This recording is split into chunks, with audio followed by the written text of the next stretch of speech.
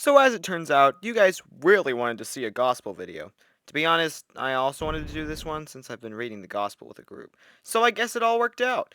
Now, let's begin at the start with Mary. Mary was a virgin, meaning she had no husband. She was very faithful to God, and one night she was visited by an angel. Now you might be thinking of like some dude with a halo and cute little wings. Nah, this is a proper angel, and proper angels are proper scary. The angel, knowing this, said, "Do not be afraid." Mary probably had like a small heart attack. But eventually she calmed down and the angel told her that she would give birth to the freaking Son of God. Mary had another small heart attack. I mean, anyone would in this situation. Mary obviously agreed to this, and boom, bing, bow, she was pregnant with Jesus. Oh, yeah, the angel also had to explain to her fiance Joseph why she was pregnant. Can imagine how that went. One day, Mary and Joseph had to go to Bethlehem to pay taxes, but while they were going there, Mary started having the baby. You know what happens next. They go to the inn, they have to sleep in the stable, Jesus is born, and they have to put him in the manger. Boom, Jesus. Now, that part of the story is good and all, but is not that important whatsoever. It's only in 2 chapters in Matthew, and isn't mentioned in the other 3 books. Nope. The real important stuff is Jesus preaching the word and his death on the cross.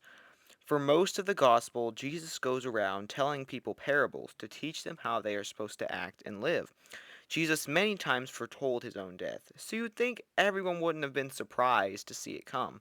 But they were. Eventually, Judas, one of the 12 prophets, betrays Jesus. Jesus gets captured and put to death until he arises 3 days later. Now, you might be wondering why any of this is important at all. Why did Jesus need to die in the first place? Well, it's because of us. Humans are broken. Ever since the very first sin in the Garden of Eden, humans have chosen to do what they wanted instead of following God. And since God is so holy, he repels sin, so we cannot get close to him and we cannot get to heaven, leaving us apart from him when we die, living an eternity apart from our Creator. Sure, people could use sacrifices to remove their sins, but it was an awful system. But Jesus is the ultimate sacrifice. Jesus is fully man and fully God, meaning that his sacrifice goes beyond time.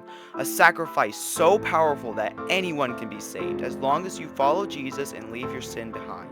There is hope. No matter what you've done, no matter how much you've sinned, Jesus died for you and you have been forgiven. You just have to accept his forgiveness and follow him. Thanks for watching. Thanks for listening to me ramble. Are you having a good Christmas season? You know, the name Christmas originated from Christ's Mass, which was a party to celebrate Jesus' birthday. Also, he was probably born in spring, but we still celebrate in December.